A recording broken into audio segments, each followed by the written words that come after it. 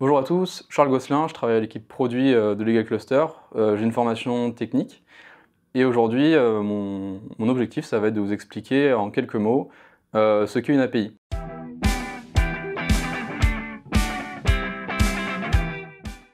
Une API, on est sur un sujet qui est technique que je vais faire en sorte d'être abordable pour tous, du moins je vais essayer. L'idée c'est qu'à la fin de cette formation, vous sachiez mieux de quoi il s'agit et de quoi il en tient, parce qu'en fait c'est un sujet qui concerne vraiment tout le monde, même si vous n'êtes pas des professionnels du numérique, parce que tout le monde en fait consomme au quotidien des API, et il est pertinent en fait de savoir ce qu'on peut attendre en fait de ce service d'interconnexion aujourd'hui en 2019 en tant qu'utilisateur.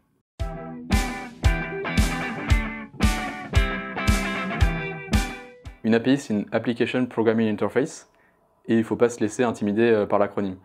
En fait, pourquoi c'est important? Parce qu'aujourd'hui, si on consomme un service en ligne, il y a très forte chance pour qu'on soit en train de consommer une API. La valeur ajoutée de l'API, en fait, ça va être d'intégrer plusieurs services ensemble. Je vais donner une image à ça, c'est que si on est dans une pièce avec un bureau d'un côté, une lampe au plafond et des tiroirs à un autre endroit, ce qui est tout à fait vraisemblable, c'est bien, ça fonctionne, on peut disposer de la pièce en l'état, mais si on prend notre lampe, qu'on la met sur le bureau et que nos tiroirs, on les met sous le bureau ou juste à côté, on apporte beaucoup de valeur en fait parce qu'on vient interconnecter du coup ces différents outils et du coup créer une synergie en fait dans l'usage.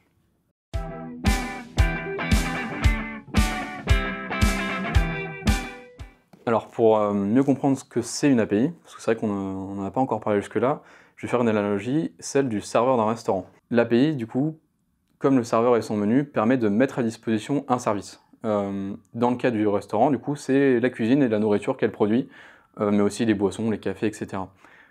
Sans cet intermédiaire clé, on ne va pas, nous, en tant que client, aller dans la cuisine du restaurant et aller se servir ou demander directement au chef.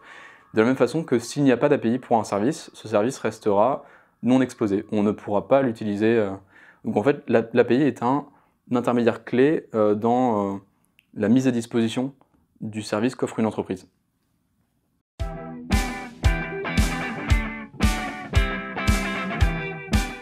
Le gros plus de l'API, comme c'est un outil numérique, c'est qu'elle est utilisée par des ordinateurs et que donc on va pouvoir automatiser l'utilisation des API et donc un certain nombre de tâches qui vont faciliter énormément l'expérience utilisateur d'un certain nombre d'outils, presque tous les outils en fait dont ils disposent.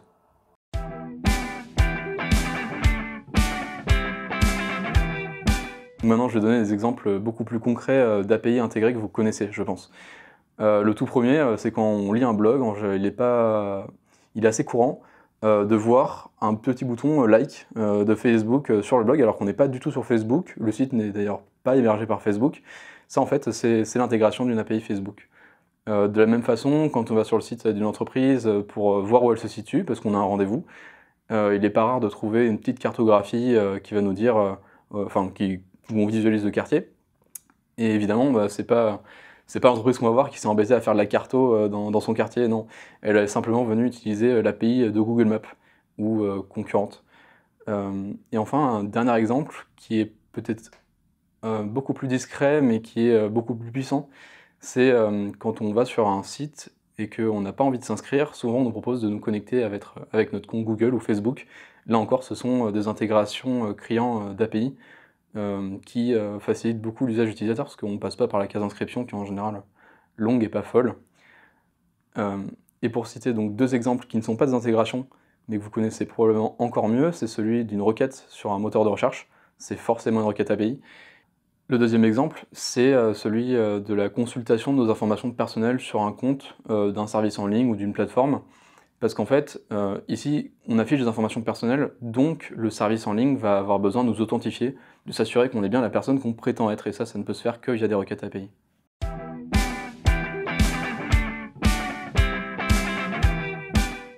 Consommer une API, en fait, c'est lire des données de l'extérieur, et on ne reçoit ces données en fait que parce qu'on a fait une requête.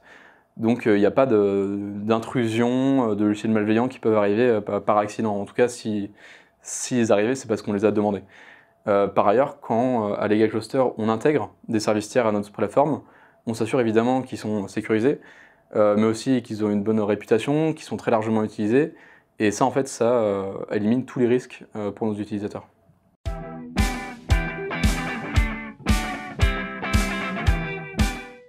Par ailleurs, une intégration, comme on va pouvoir la faire à Legal Cluster, ça n'arrive pas par accident.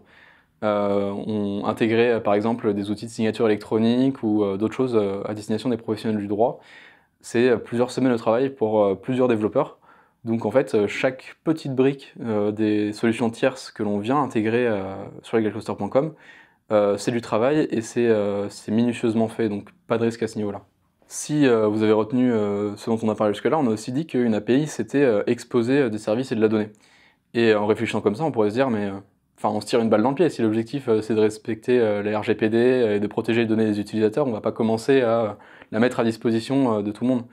Et évidemment que c'est un point sensible et auquel on fait particulièrement attention. En fait, il ne faut pas voir une API comme une porte d'entrée qui donnerait une liberté à quelqu'un. Quand on déploie une API pour qu'un utilisateur ait accès à ses données personnelles, en fait, il faut voir ça plus comme un espace cloisonné dans lequel un utilisateur peut rentrer que parce qu'il a donné ses identifiants. Et dans cet espace, en fait, il ne va avoir accès qu'à ses données personnelles à lui, et pas aux autres utilisateurs. Et c'est vrai du coup pour tous les utilisateurs. Et aussi simple et évident que ça puisse être dit, ça n'a rien de trivial. Et évidemment, c'est une sécurité à laquelle on fait très attention ici.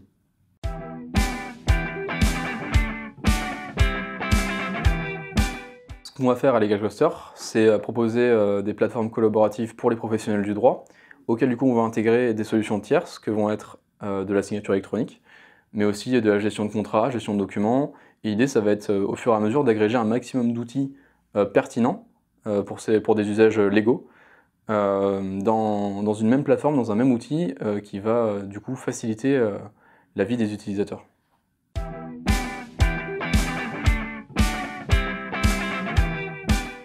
Alors j'espère que cette formation vous a permis de mieux comprendre, toucher du doigt, mettre une image en tout cas sur un objet qui est assez technique, assez abstrait, à savoir une API. Je vous remercie d'avoir suivi cette formation jusqu'au bout, et sachez du coup qu'à Legal Cluster, on continue d'intégrer jour après jour des outils qui permettent d'avoir une plateforme encore plus performante pour les usages dédiés aux professionnels du droit. Merci.